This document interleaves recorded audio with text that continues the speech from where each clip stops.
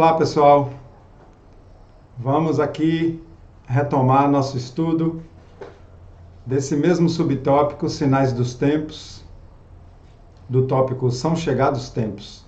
No vídeo anterior, nós encerramos falando das leis da natureza, né? Das leis do universo, que tudo é harmonia, mesmo aquilo que nos parece o caos.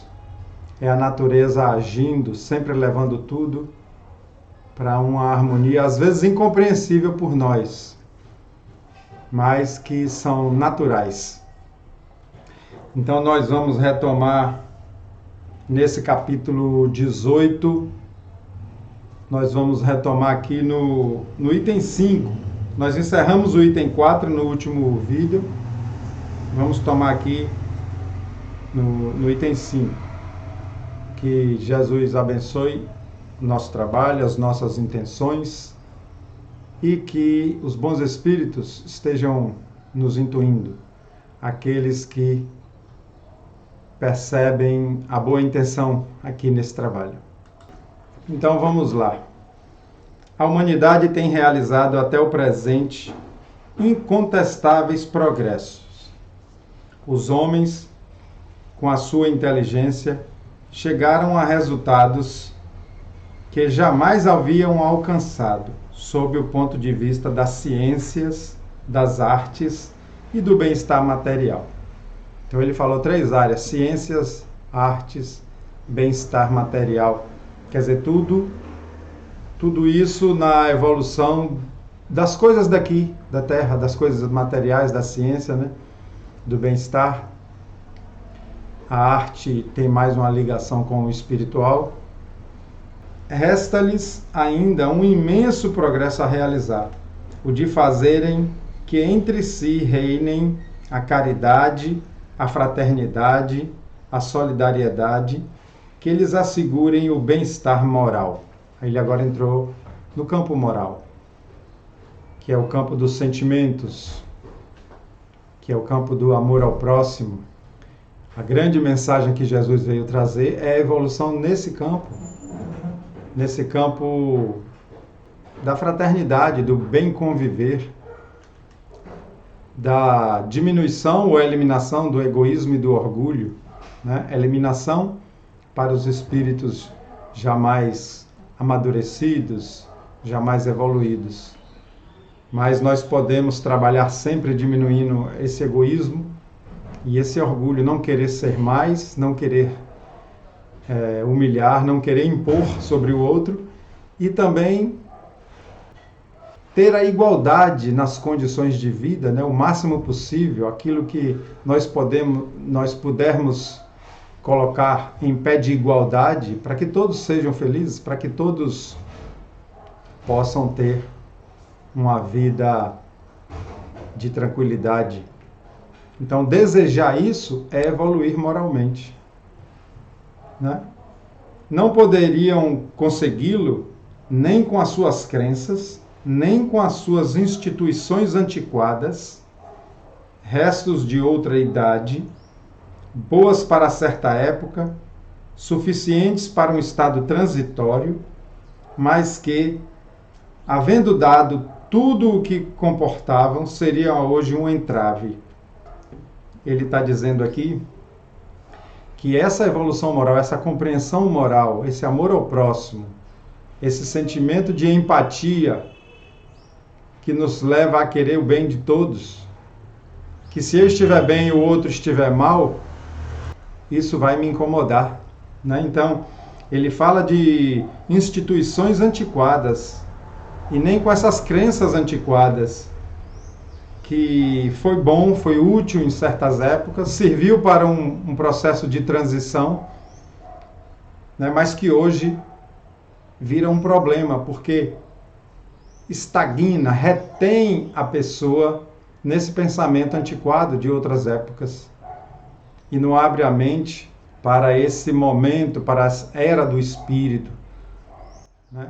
Essa era de percebermos que somos espíritos e que não morremos. São novos tempos, né? Tempos espirituais, previsto por Jesus. A gente viu as predições, né? Já não é somente de desenvolver a inteligência, o de que os homens necessitam, mas de elevar o sentimento. E para isso faz-se preciso destruir tudo o que superexcite neles o egoísmo e o orgulho.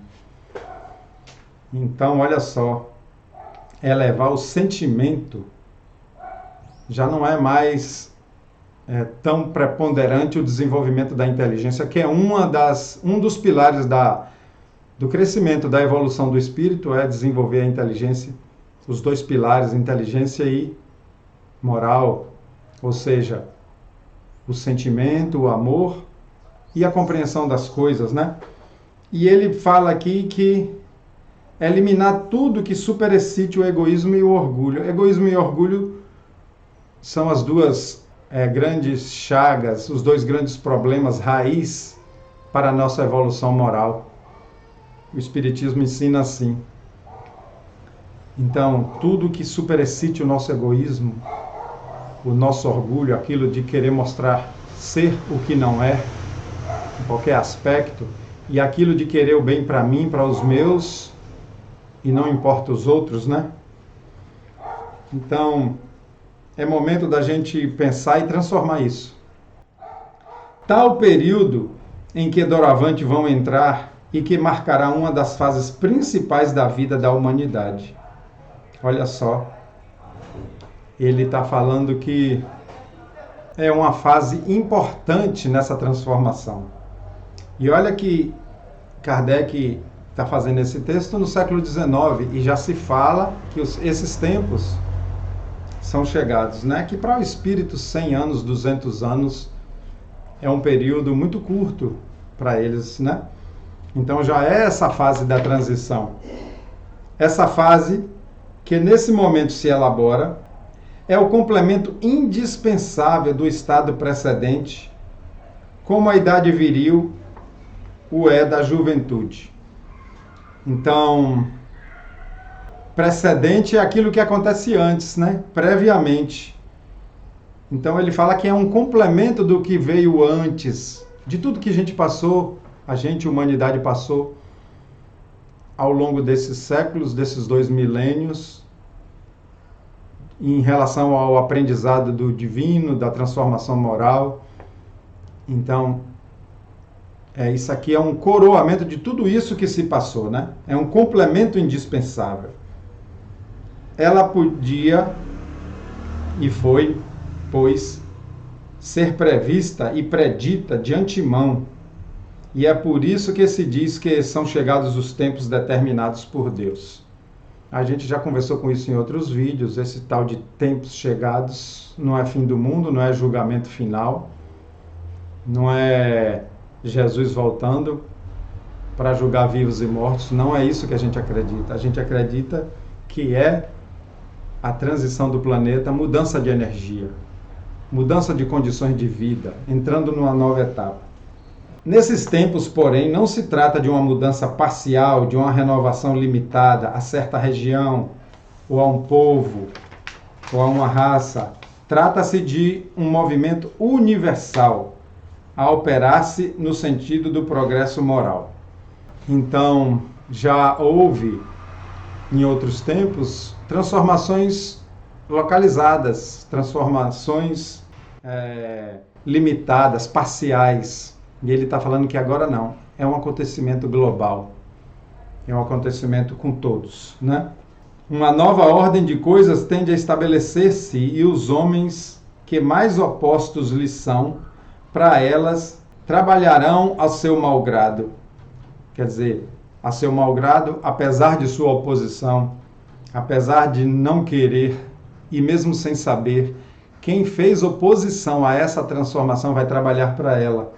São pessoas que ainda provocam a continuação do velho mundo, mundo no sentido do comportamento, no sentido daquelas convivências em que um leva prejuízo ao outro, em que um leva dor ao outro, né? Então, ele fala que ainda aqueles espíritos encarnados, né, aquelas pessoas que ainda persistem em manter o mal na Terra, essas forçosamente também vão trabalhar para essa transformação. E a gente vai entender isso. A geração futura, desembaraçadas das escórias do velho mundo, o velho mundo nesse sentido, né, do velho comportamento, né, de guerras, de capitalismo desenfreado, selvagem, do domínio de uma nação sobre outras, da fome, da corrupção. Quem mantém essas coisas é que ele está sendo citado aqui, que são aqueles que querem manter o velho mundo ainda. É esse o sentido que ele está citando, o velho mundo. Então, retomando a frase aqui para pegar o fio da meada, a geração futura, desembaraçada das escórias do velho mundo e formada de elementos mais depurados,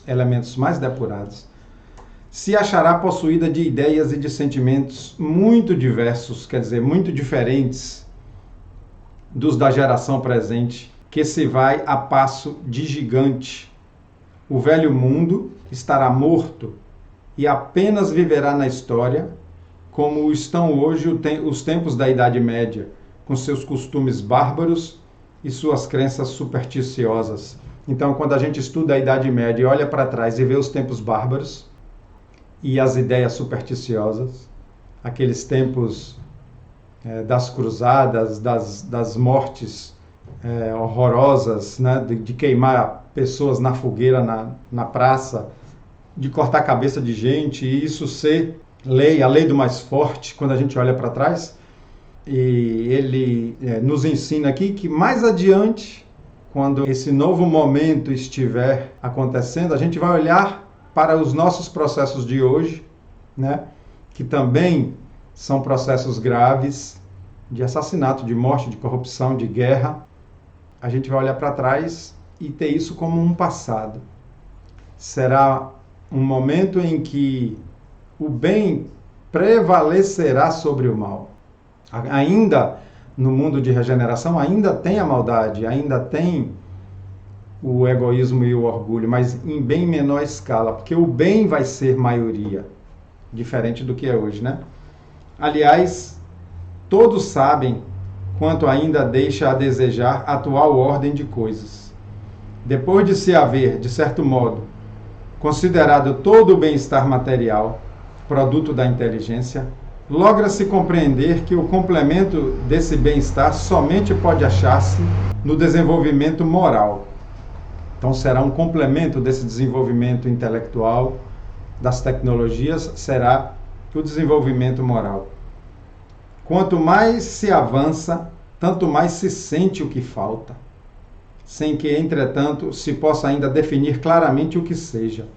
Ele bota uma ideia aqui de que, mesmo avançando na inteligência, há um sentimento que falta algo, como se fosse uma incompletude.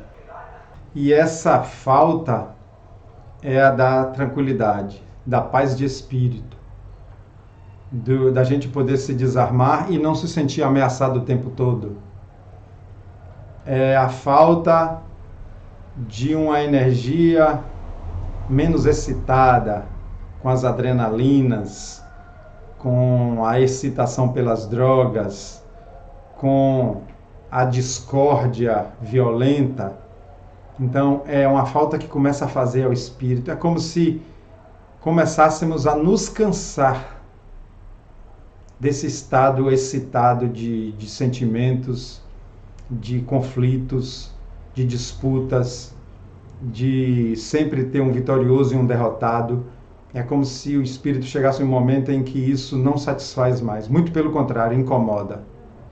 E aí vai se ajustando a uma nova energia, se ajustando a um novo comportamento, quando percebe que esse novo comportamento, essa nova forma de ser, começa a dar bons sentimentos. É assim que muitas vezes a gente vê uma pessoa mudar as suas atitudes, mudar os seus hábitos, e muitas vezes a gente não compreende por quê. É esse sentimento íntimo, né? Isso é efeito de um trabalho íntimo que se opera em prol da regeneração. Surgem desejos, aspirações, que são como que o pressentimento de um estado melhor. É o que eu estava tentando explicar, e que surge, né, essas aspirações, desejos, que é a pessoa entendendo que tem agora uma forma melhor de ser de que daquela forma antiga. E isso é o que a gente chama no movimento espírita de reforma íntima, que a gente pode fazer tanto por um trabalho consciente, um esforço de querer mudar, como ele também acontece por força das coisas, como diz no Livro dos Espíritos. Chega um momento em que, mesmo sem a pessoa consciente entender, a alma entende e busca essa transformação automaticamente. Já percebeu que às vezes a gente está num lugar e se incomoda e fala, estou a fim de ir embora? Ou já chega num lugar, muitas vezes incomodado? Muitas vezes é essa incompatibilidade de energia, essa incompatibilidade de forma de viver.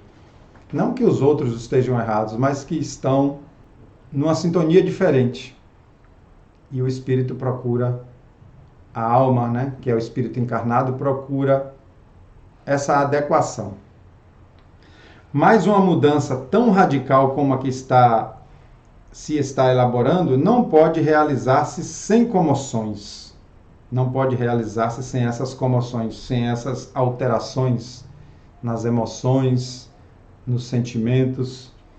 Há, inevitavelmente, luta de ideias. Desse conflito, forçosamente, se originarão passageiras perturbações, até que o terreno se ache aplanado e restabelecido o equilíbrio. Essa luta de ideias é justamente isso, uma proposta que outros não concordam, que outros muitas vezes criticam, e há esse conflito tanto no núcleo menor como a família, como no núcleo maior como a sociedade, de novas propostas de forma de viver, de relacionamento, de ideias. Então esses são os conflitos de ideias. E muitas dessas coisas já vieram acontecendo, né? Do século XIX, né? Lá aproximadamente dos anos de 1857 em diante, de lá até hoje, já aconteceu muita coisa que está sendo dita aqui.